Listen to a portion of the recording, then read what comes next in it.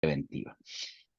Al tiempo que se da eh, digamos, desde las voces que claman por una posición, digamos, más de mano dura de los estados, se clama por una, digamos, asimilación nuevamente de teorías absolutas, de la teoría que entiende el fin de la pena como un castigo, como un fin en sí mismo. Para resumir, ¿verdad? Esto tiene muchísimas variables, pero lo que quiero es que identifiquemos que esta dualidad resulta perniciosa porque oculta un montón de factores adicionales y una forma de repensar también lo que es la pena en el proceso penal. Por ejemplo, autores como el escocés Anthony Dobbs habla, y muchos otros, pero este es el que más me gusta a mí en lo personal, habla de una teoría expresiva o comunicativa de la pena que plantea una visión distinta. Entonces, desde la doctrina también tendríamos que llegar a superar esa dicotomía. Y desde el plano estrictamente procesal o de estructura del proceso, también como una cuestión de ley ferenda, se ha cuestionado desde hace mucho tiempo con los estudios de Mirjam Damasca, por ejemplo, y ahora más recientemente de un discípulo suyo, de Máximo Langer, lo que este último considera, digamos, también una perniciosa dicotomía entre lo inquisitivo y lo acusatorio. Entonces, lo acusatorio se observa en muchas ocasiones como algo positivo per se. Es decir, un modelo acusatorio es el tope de lo que podríamos lograr dentro de la estructura de un proceso penal. Mientras que todo lo inquisitivo es el diablo, es malo, ¿verdad? Lo escrito es fatal, tenemos que avanzar hacia la oralidad, cuando creo yo que hay cuestiones que no deberían de ser oralizadas. Dentro de esta la sentencia en la mayoría de los casos también. Pero es decir, hay una discusión, pero cuando nos plantean eh, esta división tan tajante, ¿verdad? Como toda clasificación de este tipo, produce el ocultamiento de los verdaderos problemas estructurales. Yo creo que esto es la madre de, de la inercia, digamos, de lo impermeables que han sido nuestros sistemas, adoptar soluciones reales a la enorme cantidad de problemas que nos aquejan en las administraciones de justicia penal.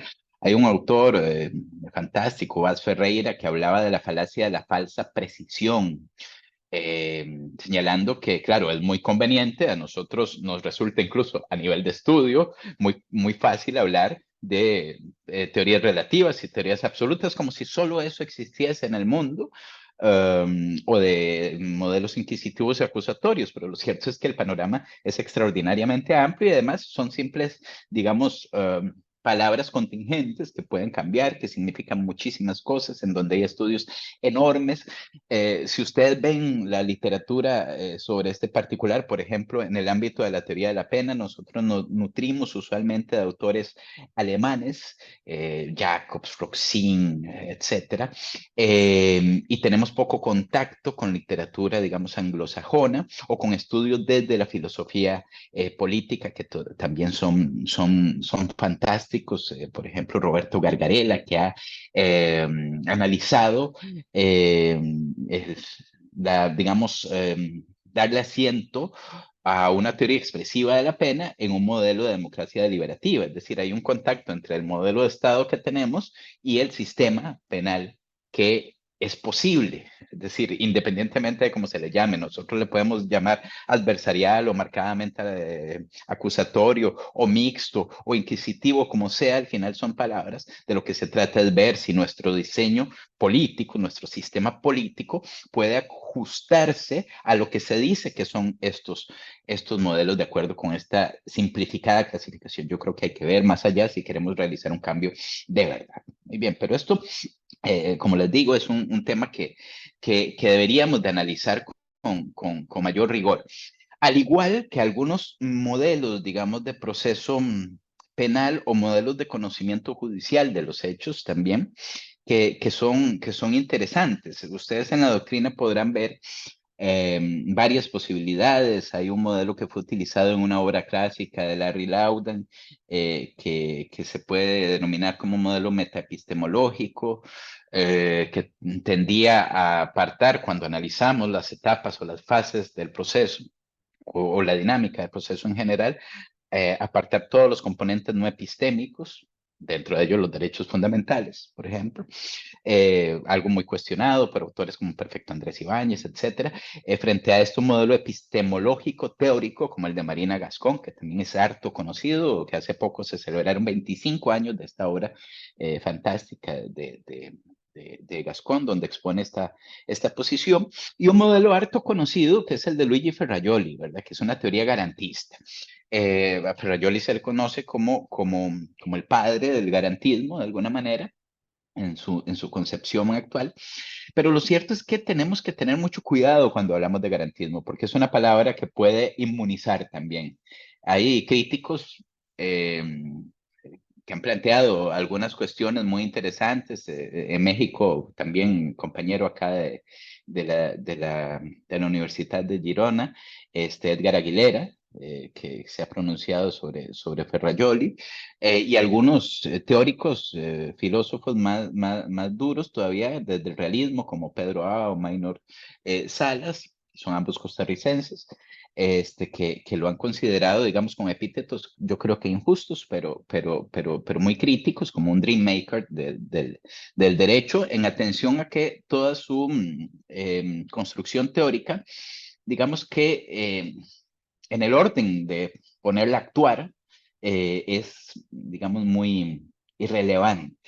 Es decir, el garantismo, como palabra, suele estar en la boca de fiscales, suele estar en la boca de defensores y suele estar en la boca de jueces, pero aún así nuestras prisiones están llenas de reos sin condena y la prisión preventiva se utiliza sin mayor, digamos, tapujo. También continuamos ordenando, digamos, ordenando intrusiones en derechos fundamentales transmitidas como si fueran novelas en vivo por la televisión nacional. Claro, y por lo general estas transmisiones tocan a los estratos más débiles, más vulnerables, más pobres de nuestra sociedad. Aquí también se establece lo que podría denominarse también de forma muy simplista como cierto derecho penal del enemigo, de la posición jacobsiana un poco, y por el otro lado, algo así como un derecho penal del amigo, para aquellos intocables a los que no alcanza, digamos, el derecho penal y no funciona con ese rigor. Muy bien. Ese es el orden de ideas que me parece que es fundamental si queremos un cambio real. Todo lo demás que digamos, pues tendrá un muy poco alcance. Pero yo les decía que al final quienes somos operadores, bueno, yo en este momento, por un tiempo importante, no estaré en funciones de juez penal, pero volveré seguramente y a quienes estén acá, que me imagino que serán todos o la mayoría, que realicen alguna función desde alguna de las trincheras del proceso penal, lo que interesa es ver, bueno, cómo realizamos, cómo mejoramos las prácticas de investigación, cómo actuamos de manera correcta, ¿verdad?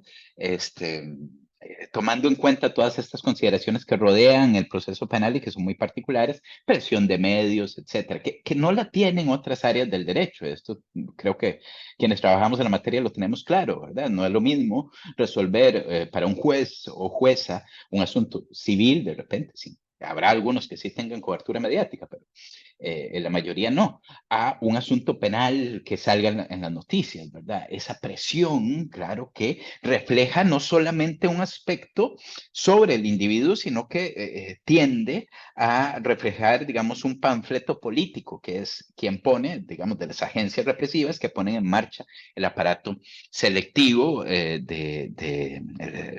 Estado, el selectivo secundario del Estado. Muy bien.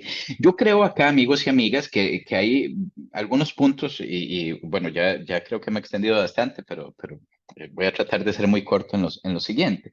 Hay cosas que podemos y debemos hacer. En primer lugar, a mí me parece que conviene repensar cada acto investigativo como si fuese un microproceso, identificando una etapa en la que las tres etapas una clasificación que ha asumido, por ejemplo, Jordi Ferrer, tripartita de proceso, pero que se puede reflejar en cada acto procesal específico. Una etapa de recabación de elementos de prueba, una etapa de valoración y una etapa de decisión. ¿Verdad? Estas etapas se entremezclan, pero en términos generales podemos reducir cualquier gestión, cualquier intrusión a esto. Si estamos ocupándonos de un allanamiento, de una morada, bueno, el fiscal tendrá que recabar pruebas, claro, pruebas que servirán para una eventual sentencia, pero para ese momento lo que importa es que estas pruebas deben de sustentar una intrusión severa en la esfera de intimidad y el domicilio de un individuo a quien todavía lo cubre el principio de presunción de inocencia. Entonces, se da esa etapa de recabación de elementos de prueba. Tendrá que sobrevenir en un primer momento una valoración de ese fiscal o fiscala a cargo, previo incluso a la valoración del juez que también tendrá que hacer lo suyo, pero el fiscal realiza esa valoración. Muy bien, tiene que sopesar los elementos y pensar, decidir finalmente si presenta la gestión ante el órgano jurisdiccional. Y lo mismo ocurre con la policía, cuando hay una detención digamos, en vía pública. El policía ve una serie de elementos de prueba, de indicios, los valora y toma la decisión de aprender o no al sujeto. Es decir, cada acto se puede reducir a estas fases a efectos de análisis. Si nosotros hacemos esto, nos permitirá también de manera más sencilla ubicar algunos hierros, algunas falencias. Y todo lo que decimos sobre el razonamiento probatorio, en principio creo que podrían ser aplicado a cada fase de investigación. Y esto, reitero, amigos y amigas, mejoraría muchísimo la manera en que se efectúan, en que se lleva a cabo el proceso. Por supuesto que esto no es una tarea fácil y por supuesto que hay, digamos, variantes importantes. Ya les digo, cuando existe un hecho sorprendente, todo esto sobre si se puede dar insumos o mejorar la tarea preliminar de cuando la persona concreta que esté a cargo de la investigación le toca decir, bueno, ¿qué es lo que voy a hacer? Voy a solicitar un allanamiento, voy a entrevistar a tales testigos, voy a pedir un análisis de radiobases para establecer qué señal se activó del teléfono de una de las personas sospechosas, etcétera. Claro, esto es todavía, digamos, un área que ha sido al menos no suficientemente bien o ampliamente abordado, donde tenemos que seguir trabajando. Pero en lo que sigue, creo que todo lo que conversamos generalmente sobre inferencias, sobre solidez de las inferencias, sobre utilización de máximas de experiencias, de máximas de experiencia o generalizaciones como pegamento del razonamiento inferencial, es de plena utilización y absolutamente necesario, porque hay un problema adicional, amigos y amigas, y es lo que yo he llamado una suerte de procrastinación en cuanto al control de los actos de investigación, ¿verdad? Solemos, digamos, funcionar, y lo digo como quien ha ejercido por muchos años la función de juez de garantías, me parece que siempre está la idea de que cualquier hierro, si no lo observo, si no estoy seguro, lo dejo para sentencia. Si hay una alusión a prueba ilícita, que es un gran tema también, ¿verdad?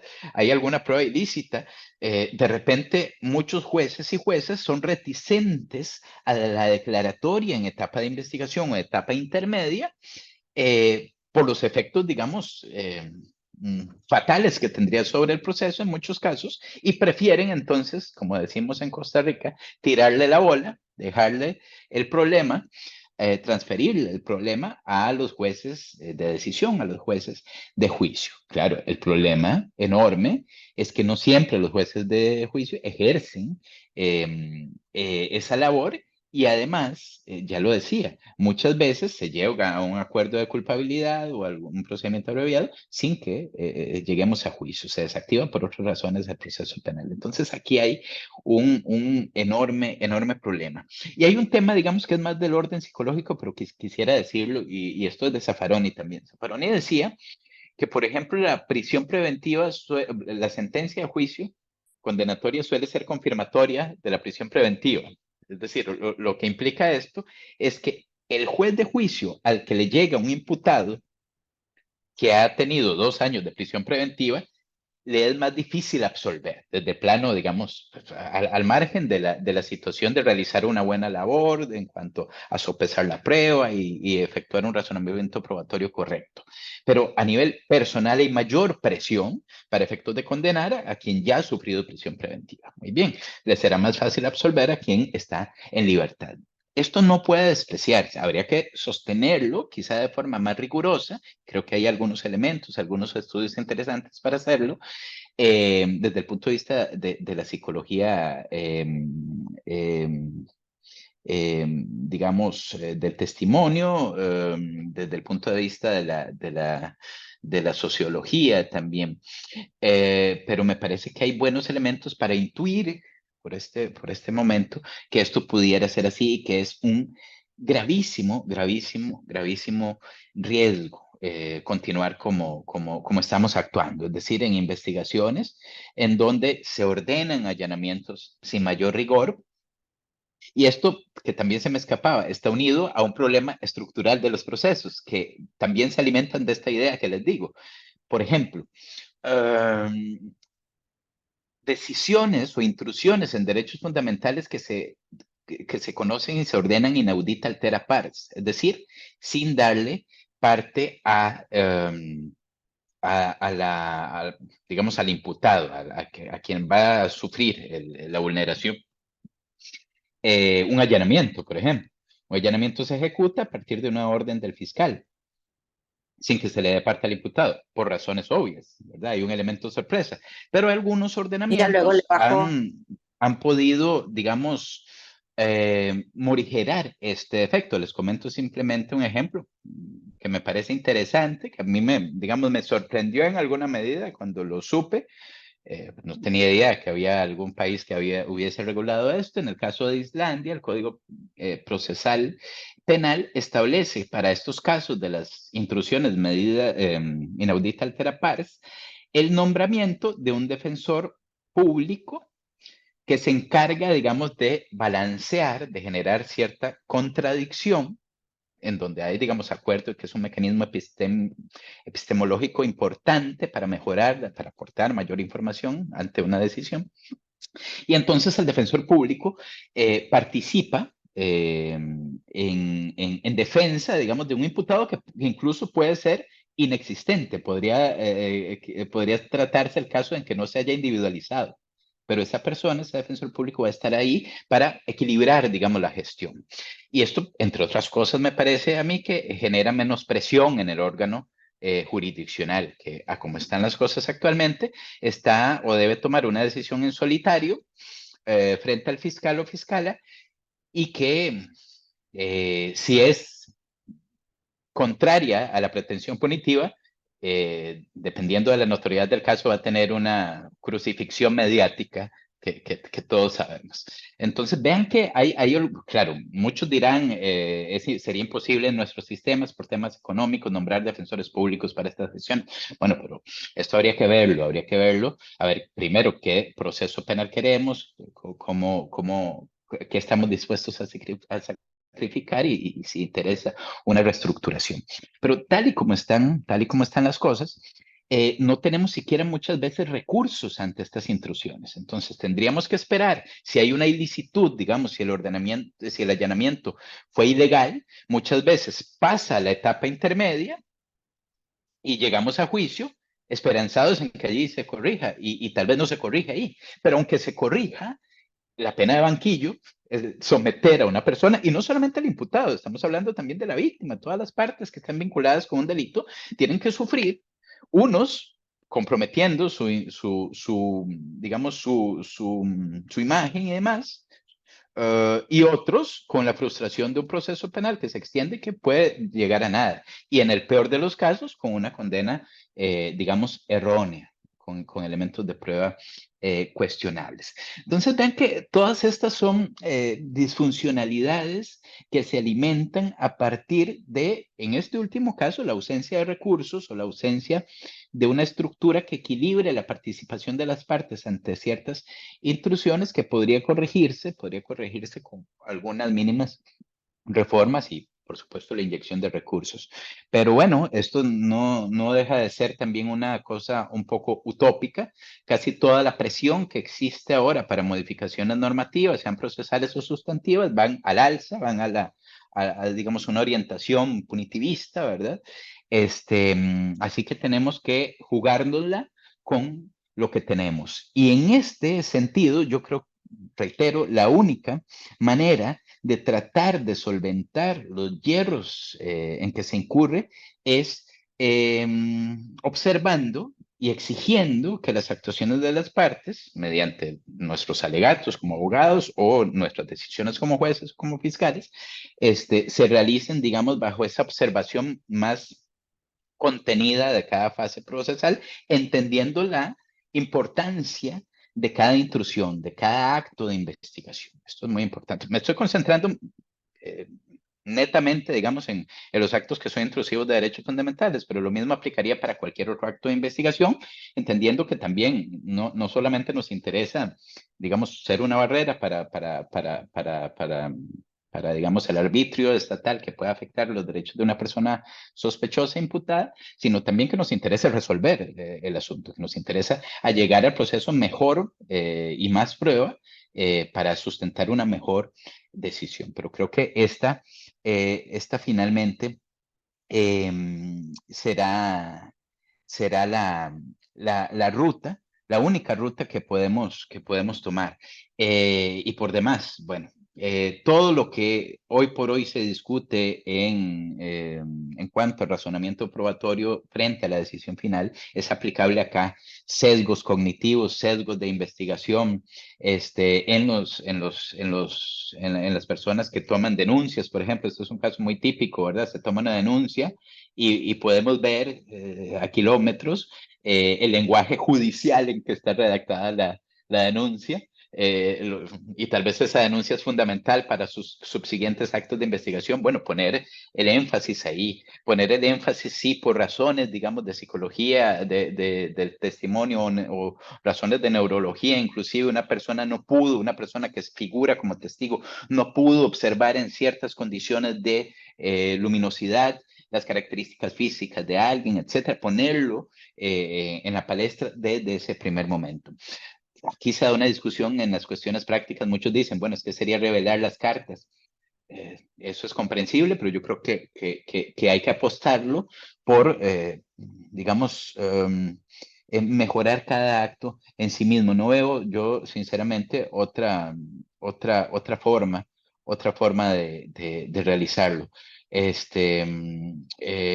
Lo demás, amigos y amigas, lo demás, creo que son cuestiones que tendríamos que replantear ya estructuras procesales y también estar muy prestos a lo que se viene, bueno, que ya se vino probablemente, que es el Big Data Policing, la inteligencia artificial para investigaciones que se están utilizando ya en algunas partes del mundo, en Inglaterra. Podemos conversar sobre algunos temas de estos si lo desean, pero que es muy interesante y que planteará, digamos, el nuevo escenario de la investigación penal y en donde yo soy francamente pesimista. Creo que estamos más cerca que de mejorar las investigaciones realmente.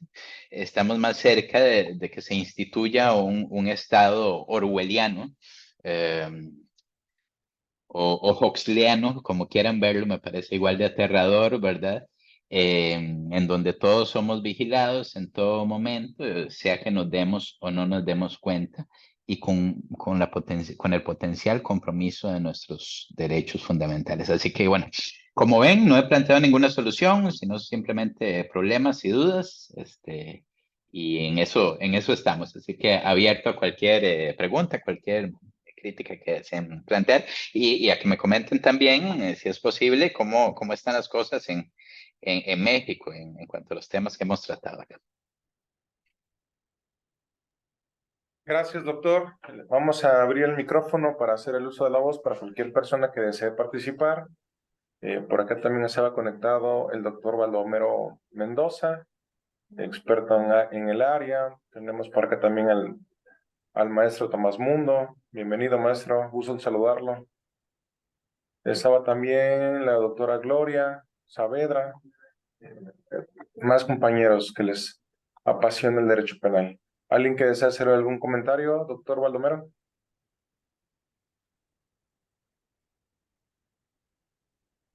Sí, un cuestionamiento a mi buen amigo Jeffrey. En principio, pues, en buena parte coincido con los conceptos que maneja el doctor, pero tengo algún punto. Entiendo yo, desde luego, sobre la cuestión del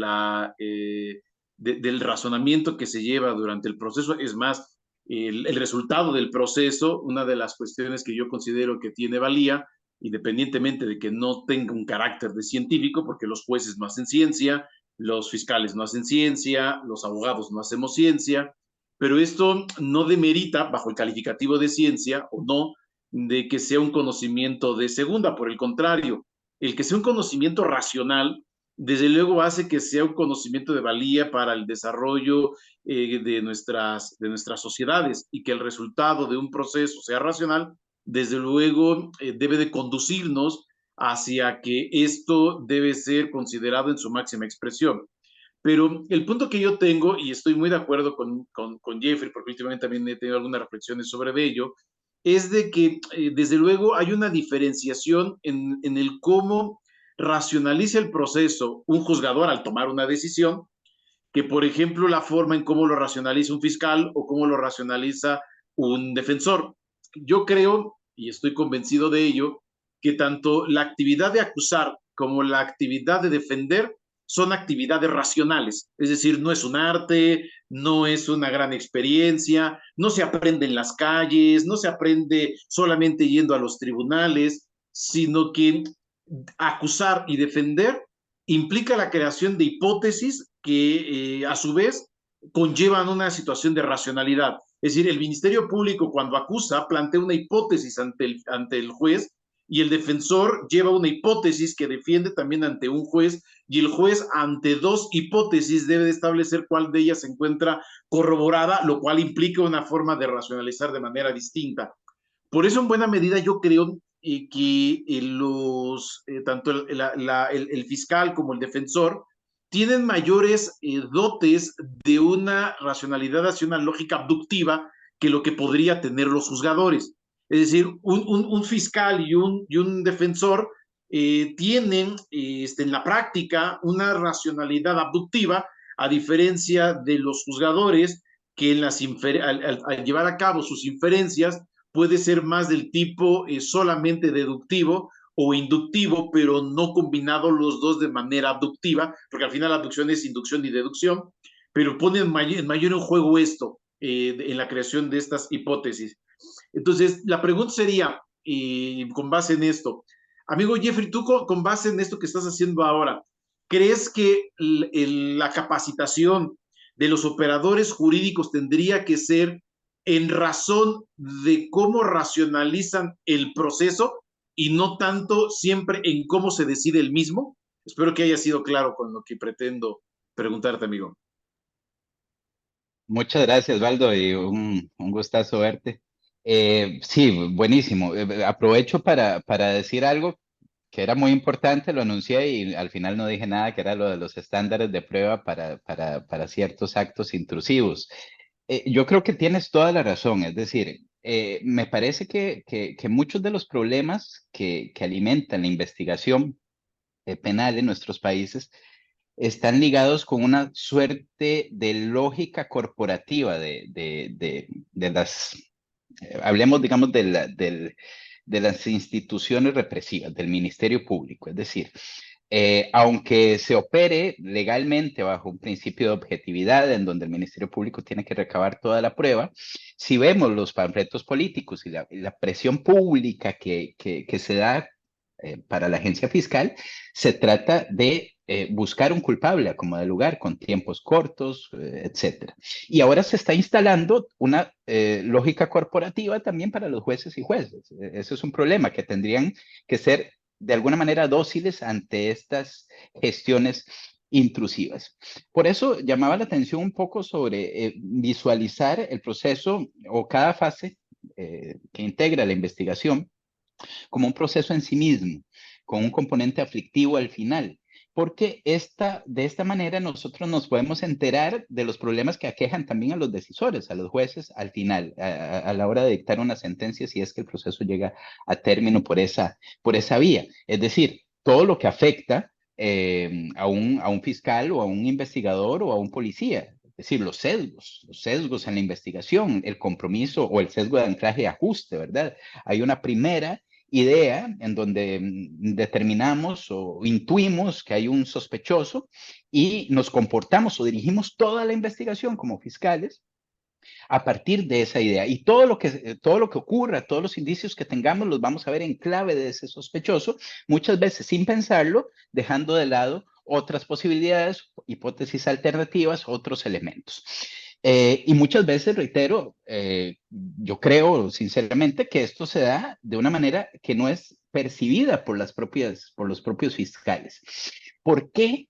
¿Por qué? ¿Por qué ocurre esto? Bueno, ya hablábamos del fenómeno, digamos, sociopolítico, imperante al alza, punitivista, en el proceso penal, tomando el proceso penal, los panfletos políticos como caballo de batalla para tratar de dar una respuesta a fenómenos mucho más profundos como pobreza, desigualdad en todos los estratos, etcétera.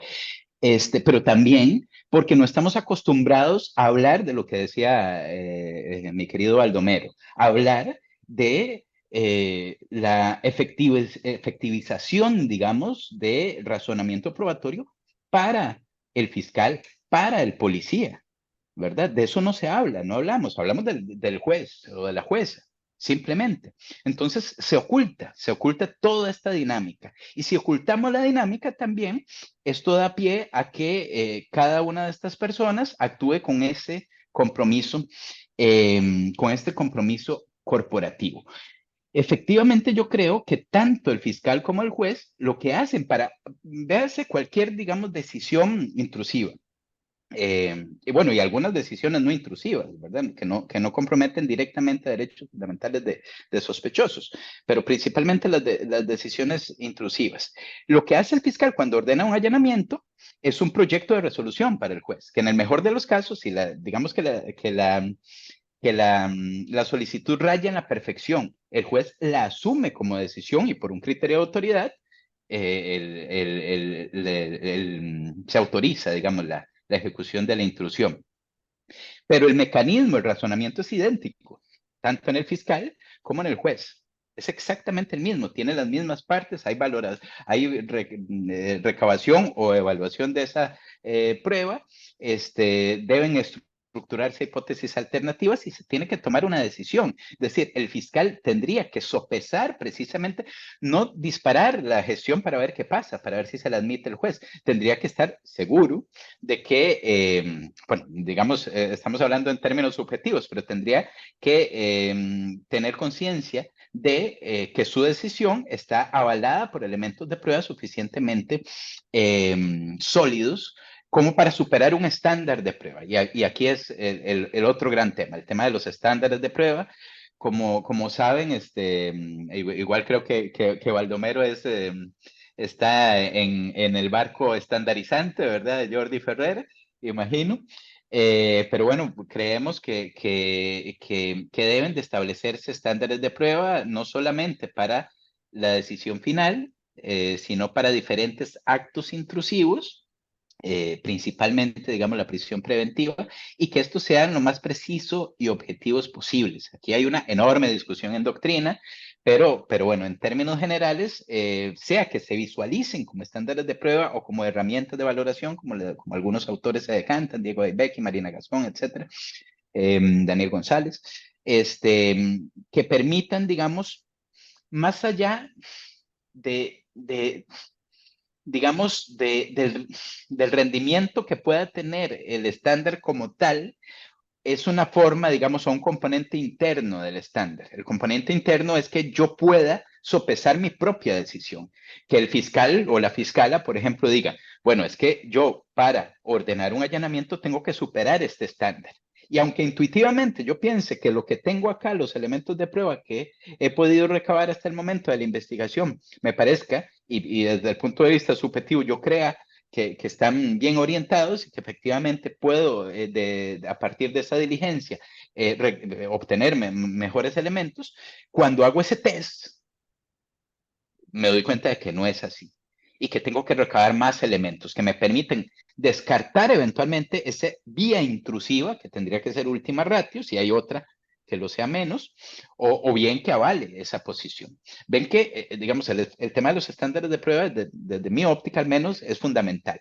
Pero, tal y como lo decía Baldo, creo que tiene que haber muchísimo repensamiento de la actuación de agentes distintos a los jueces y jueces. No concentrar el razonamiento probatorio a la decisión como tal jurisdiccional, sino también a las decisiones que son altamente lesivas, sea directamente o por escaso control de los órganos jurisdiccionales que ejecutan policía administrativa, policía judicial y fiscalía principalmente.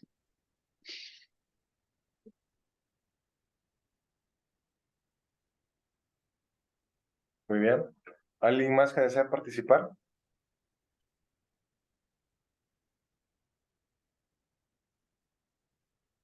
Maestro Irán.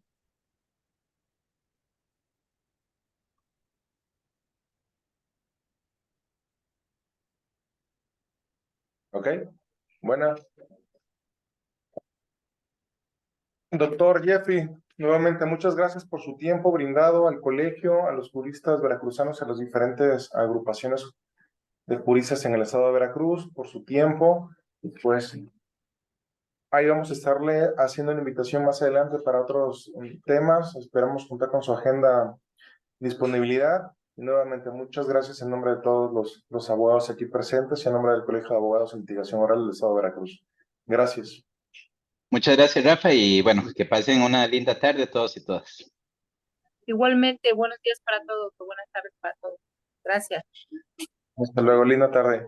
Va a estar el video arriba de la página de YouTube para el que desee volverlo a ver. Les hago llegar el link. Sí, gracias, Rafa.